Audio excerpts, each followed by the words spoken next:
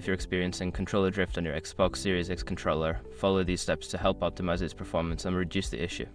Step 1. Clean the controller. Use a microfiber cloth and isopropyl alcohol to gently clean around the analog sticks. Dirt and debris can cause drift, so ensure that the area is free from any buildup. Step 2. Update controller firmware. Connect your controller to the Xbox Series X and check for firmware updates. Go to Settings, Devices, and Connections Accessories, and ensure your controller has the latest software installed. Step 3. Adjust deaden settings. In the game settings, look for controller sensitivity or deaden options.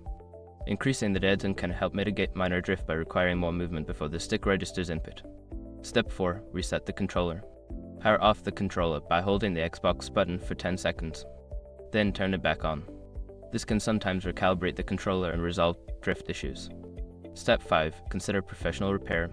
If the drift persists after trying the above steps, it may be time to seek professional repair services or consider replacing the controller.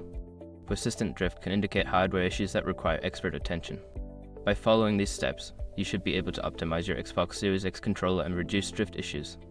Regular maintenance and updates can help prolong its lifespan and performance.